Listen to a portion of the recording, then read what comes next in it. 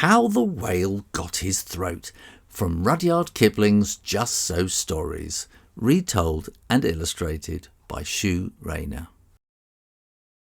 Long, long ago, at the very beginning of time, when everything was just getting itself sorted out, there was a whale, and he ate fishes. He ate the starfish and the garfish and the crab and the dab and the plaice and the dace and the skate and his mate and the mackerel and the pickerel and the really, truly, twirly-whirly eel. He swallowed every fish that he could find until, at last, there was only one small fish left in all the sea. And this small fish was a Stute fish. He swam a little behind the whale's right ear to keep out of harm's way. Stute fish. The Stute fish was very clever. He stuck his hat to the side of the whale so he didn't have to swim to keep up. And nowadays, Stute fish are called remora. The whale stood up on his tail and thundered, "I'm hungry." The small Stute fish said in his small Stute voice, "Noble and generous whale, have you ever tasted man?" "No," boomed the whale. "What does man taste like?" "Nice," said the small Stute fish. "Nice, but nubbly." "Then fetch me some," roared the whale, beating the sea with his tail until it frothed up like a bubble bath. "One man at a time is quite enough," said the Stute fish. "Now, if you swim to latitude 50 north and longitude 40 west, you will find, sitting on a raft in the middle of the sea, a shipwrecked sailor." Latitude 50 north and longitude 40 west. Lines of latitude go round and round.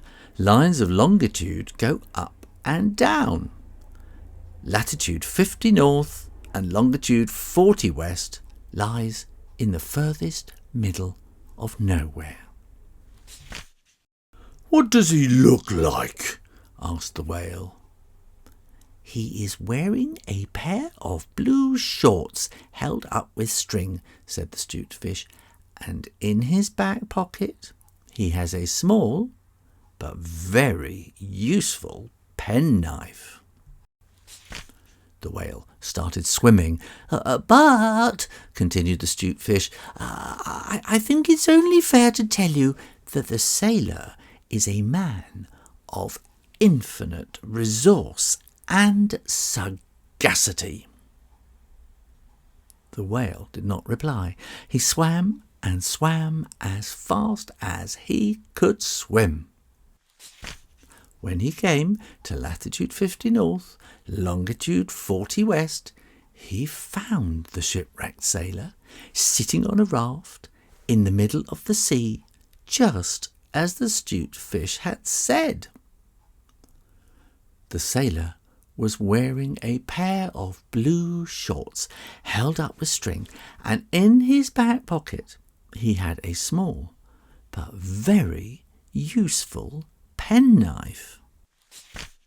The whale opened his mouth back and back and back until it nearly touched his tail.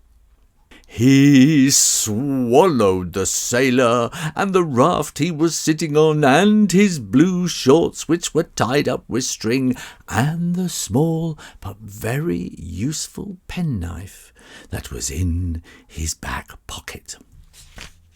He swallowed them all down into his warm, dark insides in one huge gulp.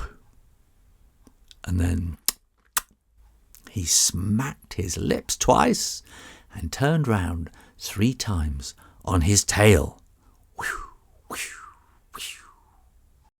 When the shipwrecked sailor, who was a man of infinite resource and sagacity, found himself inside the whale, he stumped, and he jumped, and he thumped, and he bumped, and he pranced, and he danced, and he banged, and he clanged, and he hit, and he bit, and he leapt, and he crept, and he prowled, and he howled, and he hopped, and he dropped, and he cried, and he sighed, and he crawled, and he bawled, and he danced the hornpipes on some very tender places, which made the whale feel very unhappy indeed. The hornpipe, to the tune of something fishy. Heel and toe, cross and weave, jump until the floor is shaking, take your partner, take your leave, dance until your feet are aching. The whale said to the Stutefish, "This man is very nubbly. He's making me hiccup. What shall I do? Hic." "Tell him to come out," said the Stutefish. So the whale called down his own throat to the shipwrecked sailor. "Hic, hic. Come out and behave yourself. I've got the hiccups." "Not today," said the sailor, "but take me to the white cliffs and the sandy shore of the land where I was born, and I'll think about it." Then the sailor began to dance more than ever. "You had better listen to him," the Stutefish said to the whale. "I did warn you that he is a man of infinite resource and sagacity." Infinite resource and sagacity. Infinite means without end. Resourceful means capable and clever. And sagacity is the ability to make good judgments. So the man was as clever as the Stutefish, if not more. He could solve any problem that came along, often with the help of his small but very useful penknife. So the whale swam and swam and swam with both flippers and his tail as fast as a whale with hiccups can swim. At last they came to the white cliffs and the sandy shore of the land where the sailor was born. The whale charged the surf and rushed halfway up the beach. He opened his mouth wide and wide and wider still, and then he called down his throat to the sailor. "Here are the white cliffs and the sandy shore of the land where you were born. Now come out and let me stop this hiccuping." Just as he said sandy shore, the sailor walked out of the whale's mouth. Hic! Now, all the time that the whale had been swimming, the sailor had been hard at work. Remember, he was a man of infinite resource and sagacity. Hic! With his useful little penknife, he had cut up the raft and made it into a neat, square, criss-cross grating. He tied it firm with a string that had held up his shorts, and he jammed that grating good and tight into the whale's throat, and there it stuck. Small, but very useful things. A blade, scissors, waterproof container, spike for wedging things, a nail file, a hook, a pencil, magnifying glass, toothbrush, a screwdriver, and bottle opener. The sailor stepped out onto the sandy shore, and he spoke these words. "By means of a grating, I have stopped your eating." This was the beginning of time, remember, and poetry had not really got started yet. The sailor had used all the string that held up his shorts to tie the grating together. But he was a man of infinite resource and sagacity, and his small penknife was more than really useful. It had a hook with which the sailor pinned his shorts up nice and tight.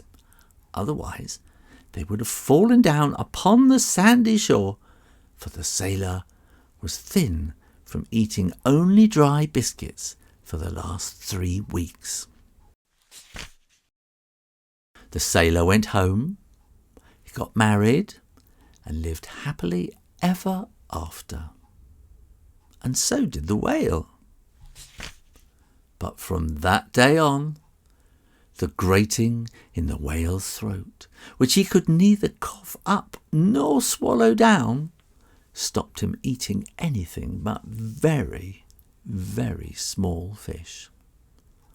And that is the reason why whales never eat men or women or little boys or little girls.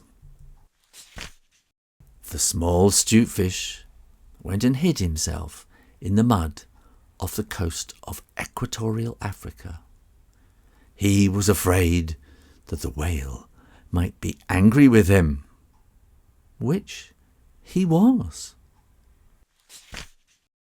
If you enjoyed this book, then you'll want to know that there are more Just So stories retold in a fresh, easy, modern style by Shoo Rayner. They're available now on Amazon as both paperback and Kindle ebooks. You can hear Shoo read these stories on www.shoorayner.com/justso. Make sure you are subscribed to the Shoo Rayner Story channel and ring the bell for notifications of more stories as I make them. Thanks for watching, and keep coming back for lots more stories.